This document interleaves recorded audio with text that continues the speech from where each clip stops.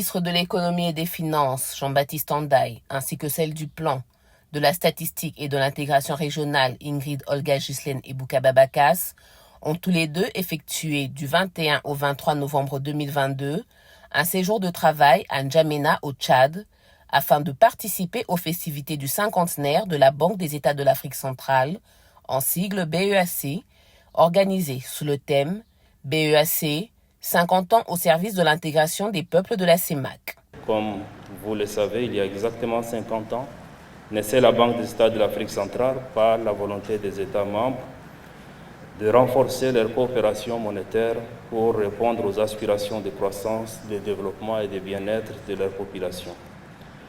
Depuis sa création, la BEAC a eu à faire face au fil des ans à divers soubresauts et de nombreux facteurs déstabilisants comme les crises économiques des années 80, la dévaluation du franc CFA en 1994.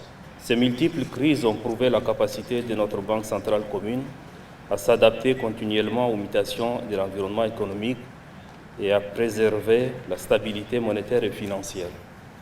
Indéniablement, la pérennité et la vitalité de l'Union monétaire de l'Afrique centrale sont en partie le résultat appréciable de l'engagement et du leadership des dirigeants qui se sont succédés à la tête de cette institution. En marge de ces festivités, un symposium a été organisé sous le thème « Résilience des économies de la CEMAC à l'aune des réformes monétaires et financières ». Au cours de ce symposium, il s'est agi pour les panélistes qui se sont succédés les uns après les autres de développer des réflexions autour de 5 différents thèmes qui leur étaient proposés à une assistance de plusieurs centaines de personnes venues écouter et partager l'expertise avérée de ce qui se fait de mieux en matière de hauts fonctionnaires de l'État des 6 pays de la Communauté économique des États de l'Afrique centrale, en sigle CEMAC. Au cours de ces 5 différents panels, le Congo, au travers du ministre de l'Économie et des Finances Jean-Baptiste Ndiaye, a eu l'honneur de présider le panel intitulé « Choc extérieur et résilience des économies de la CEMAC », apport des réformes monétaires et financières engagées au cours de la dernière décennie. Dans son mot introductif du panel qu'il a eu la charge d'animer, Jean-Baptiste Ndiaye a tenu à remercier le président de la transition tchadienne, le président de la République du Tchad, Mahamat Idriss Déby Itno, ainsi que les organisateurs des cinquantenaires de la BEAC pour avoir porté leur choix sur sa personne afin de présider à ce thème.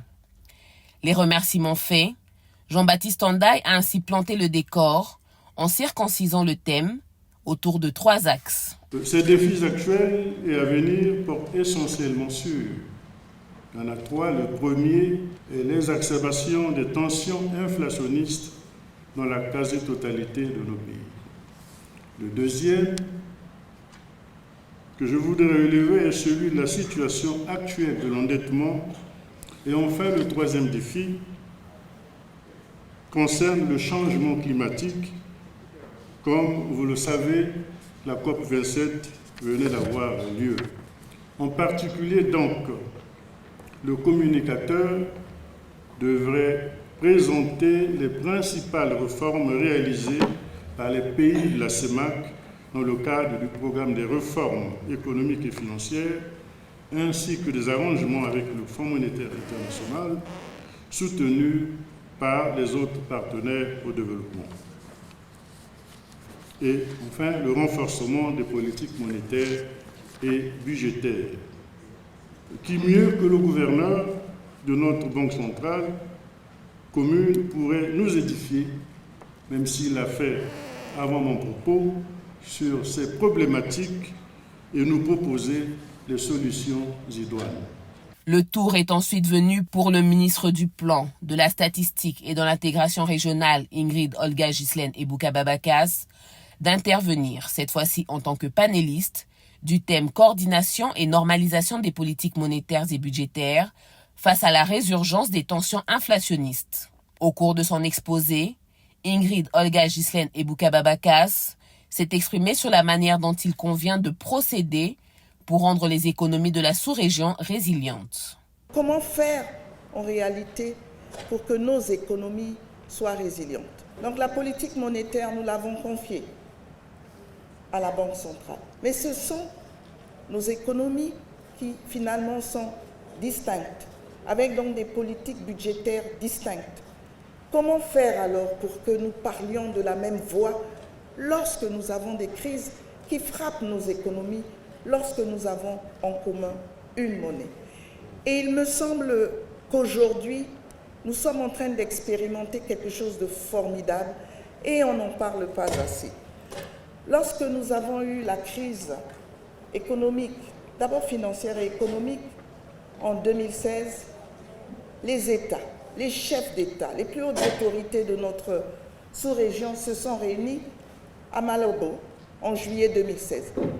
Elles ont décidé, ces plus hautes autorités, de la mise en place du PREV-CEMAC, c'est-à-dire un programme de réforme économique et financière qui devait nous permettre de nous concerter. C'est cet outil qui a été utilisé, qui a été mis en valeur lors de la réunion des chefs d'État en décembre 2016. On ne le dit pas assez. Donc c'est l'initiative propre des pays de la CEMAC qui a permis d'éloigner l'ajustement monétaire qui était en filigrane lors des discussions en décembre 2016. Et depuis, grâce à ce PREV-CEMAC, les ministres se réunissent bien plus souvent qu'à l'accoutumée pour regarder comment faire en sorte que, oui, les critères de convergence qui doivent sous-tendre nos économies sont bien respectés si nous tendons bien vers ces critères de convergence.